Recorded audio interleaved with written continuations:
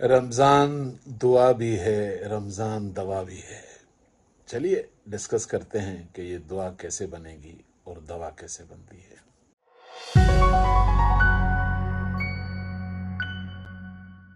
अस्सलाम वालेकुम। अल्हम्दुलिल्लाह आप लोग खैर खैरियत से होंगे। सबसे पहले रमज़ान आप सब लोगों को मुबारक।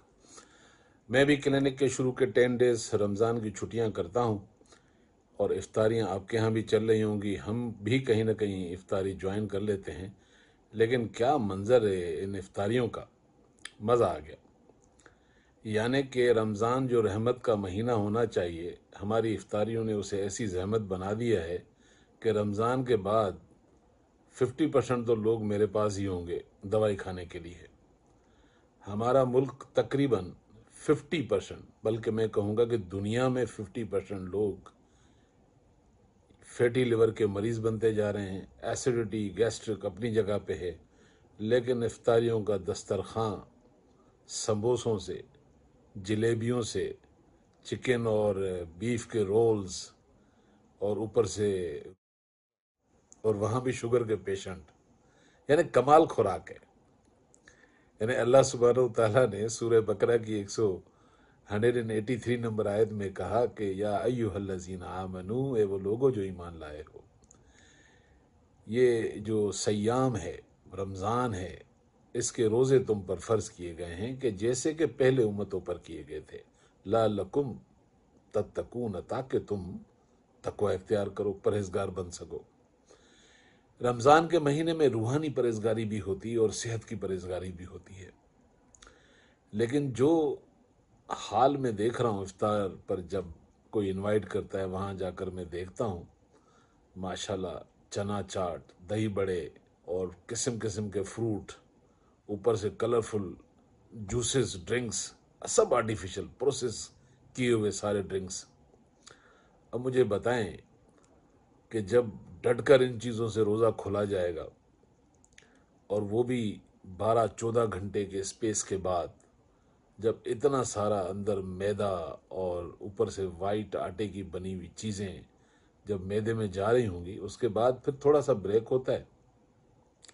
ये मैं आंखों देखा हाल बता रहा हूँ। थोड़ा सा ब्रेक होता है, उसके बाद फिर नमाज के बाद फिर जनाब दस्तरखान लगता है।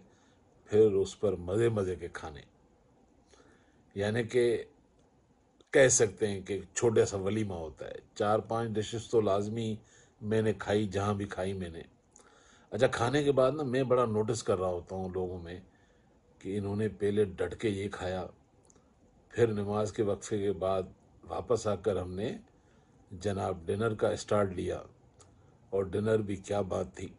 कहीं तंदूर के नान थे, कहीं घर की चपातियाँ थी।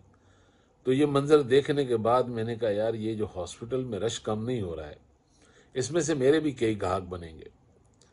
लेकिन ये जो हॉस्पिटल में रश नहीं कम हो रहा है, उसकी सबसे बड़ी वजह हम खुद हैं।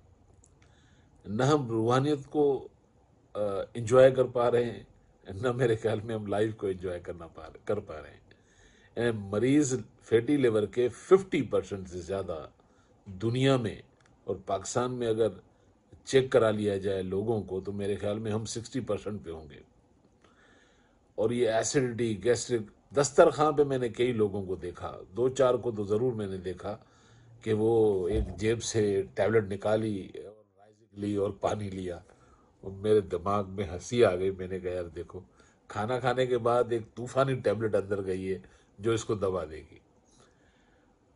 तो रमज़ान क्या है, रोज़े की अफादियत क्या है, हम कैसे इस बाबरकत महीने का फ़ायदा उठाएं, तो मैंने सोचा चलें इस पर डिस्कस कर लेते हैं।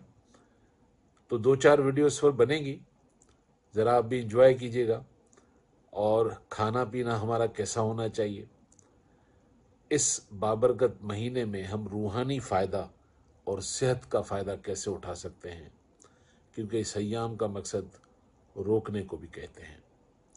और किस किस चीज़ से रोका जाएगा, किस किस चीज़ से हमें रुकना चाहिए, ये भी मैं आपके साथ शेयर करूंगा।